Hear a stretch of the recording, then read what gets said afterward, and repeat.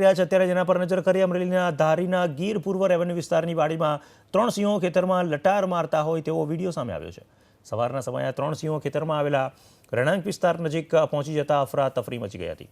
ખેતરમાં હાજર એક શખ્સે આ ઘટના પોતાના મોબાઈલમાં કેદ કરી લીધી। એક સાથે 3 નરસિંહો હોવાની આ પ્રથમ ઘટના હોવાનું કહેવાય છે।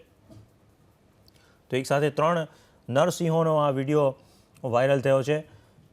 આ સિંહો ખેતરમાં લટાર મારતા હોય તેવા દ્રશ્યો સામે આવી રહ્યા છે। અમરેલીના ધારીના ગીર પૂર્વ રેવન્યુ વિસ્તાર છે તેની વાડીમાં 3 સિંહો ખેતરમાં લટાર મારતા હોય તેના દ્રશ્યો છે। એક વ્યક્તિએ પોતાના મોબાઈલમાં આ દ્રશ્યો કેદ કરી લીધા।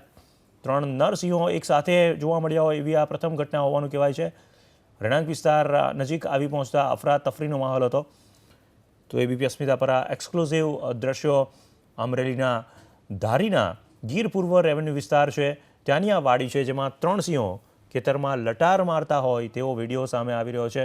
સ્વાભાવિક રીતે જ નર સિંહો રહેણાંક વિસ્તારની નજીક પહોંચતા વિસ્તારમાં અફરાતફરીનો માહોલ હતો। તો રહેણાંક વિસ્તારની બિલકુલ નજીક આવી ગયા હતા 3 નરસિંહો, જેને કારણે અફરાતફરીનો માહોલ અમારા સંવાદદાતા અમરેલીથી ફારૂક કાદરી જોડાઈ રહ્યા છે। ફારૂક, આ નર સિંહોને પકડવા માટે શું કાર્યવાહી કરવામાં આવી છે? આપને જણાવી દઉં જેનું કે આ જે સિંહનો 3 નરસિંહનો વિડીયો છે આ ખરેખર જવલ્લે 3 નરસિંહો એક સાથે હોય તેવો પ્રથમ કિસ્સો હોય। આ જે વિડીયો હાલમાં જે વાયરલ થયો છે આ વિડીયો જોતા ધારી ગીર પૂર્વના વિસ્તારના રેવન્યુ વિસ્તારનો છે।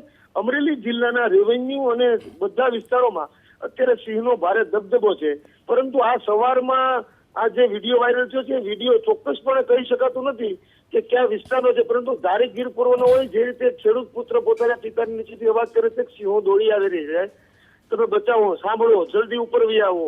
એ જોતા એવું લાગે છે કે આ જે સિંહો હાલમાં જે રીતે રેવન્યુ વિસ્તારમાં છે તેના કારણે વધુ પડતું ખેડૂતોને પણ નુકસાન જેવું હોય તેવું લાગી રહ્યું છે। સિંહોનો જે આ 3 સિંહો નરસિંહો છે તે વાડીમાં જે રીતે દોડી રહ્યા છે હજુ સુધી વન વિભાગ આનું ચોક્કસ ખાતરી સાથે કહી નથી શકતું। વન વિભાગના અધિકારીને પણ ફોન કરતા વન વિભાગના અધિકારીઓ પણ હાલમાં ચોક્કસના બની ગયા છે કે કયા વિસ્તારમાં 3 સિંહો ઘૂસ્યા છે અને વાડી વિસ્તારમાં ક્યાં દોડે છે તેની વન વિભાગના અધિકારીને પણ પૂરતો ખ્યાલ નથી।